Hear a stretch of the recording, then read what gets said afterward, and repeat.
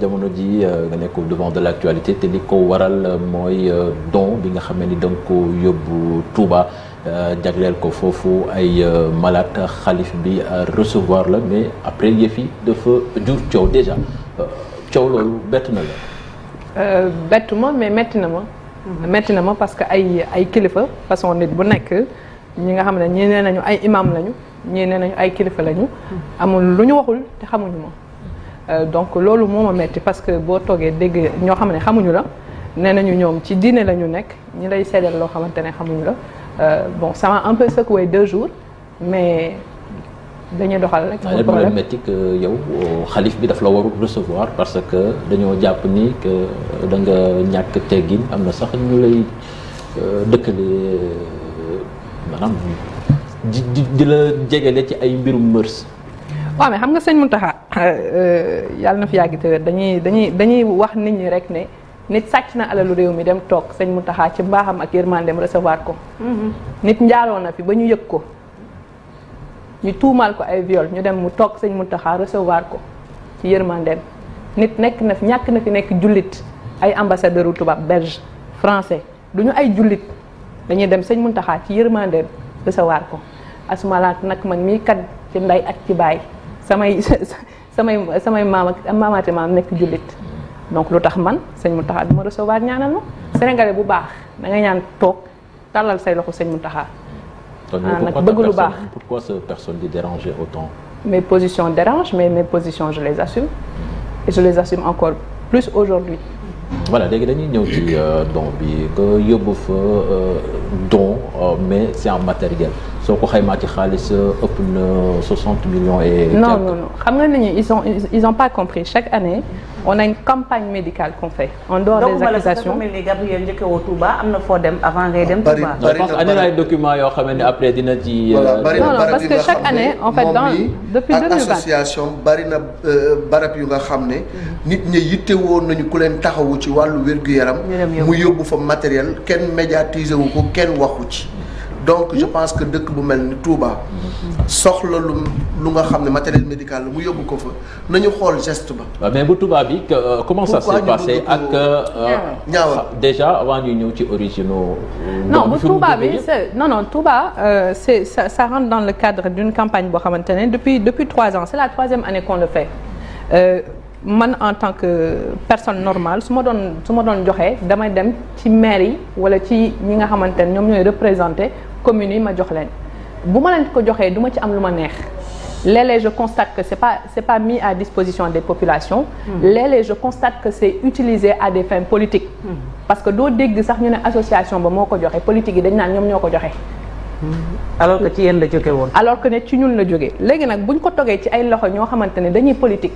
ñu jël la nga xamante ne da nga ko joxe politique ko wala yow amoo ci lu la neex parce que da ngay constater la nga joxe ak lañ fa yóbbu c'est pas la même chose parce que da ngay def un bilan nga xam ne la nga leen jox ëpp na la nga xamante ne moom moo fa présent mais doo ci am lu la neex donc maintenant c'est un autre canal de distribution parce que sëriñ si boo leen joxee xaalis sax dañ koy jël joxaat ko askan bi ñoom xam nañu fi nga xamante ne ni foofu la askan bi soxla ñoom dinañ ko joxe donc c'est un canal de distribution d'aller voir les responsables religieux.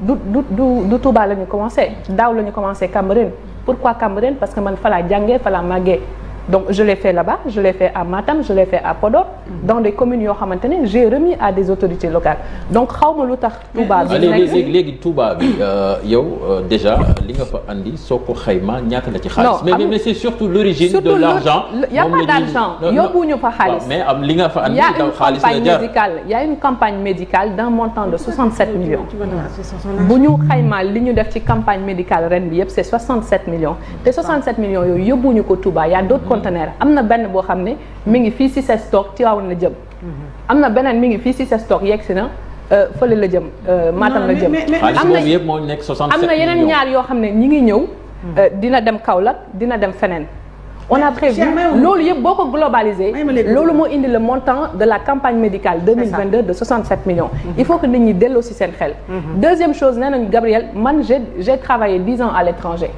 fa laa jàngee am na tamit ñu ma fa xam am na ñoo xam ne samay partenaires lañu ils travaillent dans le milieu médical bi ma demee ba réunir matériel médical boobu j'ai écrit à des autorités j'ai écrit à des personnalités ne leen fii ci Sénégal j'ai écrit à des entreprises au nom de l'association ne leen on a réuni 5 conteneurs et on aimerait faire une campagne comme on a fait l'année dernière.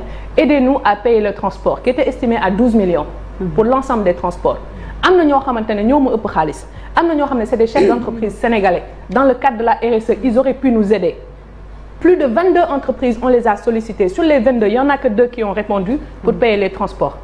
Donc sur les 12 millions dont on avait besoin pour ramener les conteneurs au Sénégal on n'a eu que 4 millions. Et je dis, dans le cadre de la RSE, il n'y a que Petrosen et la LONASE qui ont réagi à hauteur de 2 millions chacun. Toutes les autres entreprises et autorités sénégalaises ne nous ont même pas répondu. Ils ne nous ont même pas répondu. Non, njiitu réew mi man mi bind naa ko courrier. ba fii ma toog ak yow di wax tontuwuma. njiitu réew mi envoyé naa ko un courrier officiel pour lui demander mu dimbali ñu. ci li nga xamante ne dañuy wuti ñëw jàppale sénégalais ba fii ma toog ak yow tontu wu ma am na ñoo xamante ne ay ministre lañu ay kilifa lañu ay chef d'entreprise lañu ay murid akkan lañu ay tijaan akkan lañu bind nañ leen ay courrier ba fii ma toog ak yow tontu wuñu la dañ naan la dinaa la woo dinaa la def nii dinaa la def nii ñu coupé seeni téléphone. Il faut aussi arrêter l'hypocrisie caractérisée dont font preuve les gens parce que c'est de l'hypocrisie. Quand on a eu les partenaires qui nous ont mis à disposition le matériel dans un hangar à Bordeaux dañ ko jëlee Bordeaux indi ko Le Havre bi ñu ko indee Le Havre dañu solliciter autorités yu bëri solliciter institutions yu bëri fii ci Sénégal kenn tontuwuñu. Il y a 2 entreprises dans le cadre de la RSE qui nous ont répondu c'est la LONASE et Petrosen keneen tontuwuñu. Macky Sall sax l'année dernière quand on l'a sollicité pour la levée de fonds de l'association il ne nous a pas répondu. Donc c'est quand même injuste de dire que xaalisam da koy def ci ñun dërëmam du defu ko ci ñun même bu ñuy jëlee conteneurs yi di ko indi bitim réew port douane sax dañ koy fay. Gis nga même faciliter ñu jàppale sénégalais yi état de Sénégal defuñu ko douane sax dañ koy fay. Donc je trouve quand même assez injuste que ñun ñu nekk association ay xale di xeex di dem bitim réew di ñëw suñu dem bitim réew Macky Sall yóbbuwuñu bitim réew suñu jàngi bitim réew Macky Sall yóbbuwuñu ba may dem Macky Sall falawul ba may liggéey foofu di rayante di xamante ak nit Macky Sall falawul lenn laa sekk ak Macky Sall day ne mbii mi ma ne mbii mi bu loolu weesoo man ak moom ni vu ni lu ni entendu ni connu noonu dong la mu leer li ma bëgg a wax xaw ma ne question la xaw ma plutôt contribution parce que xam nga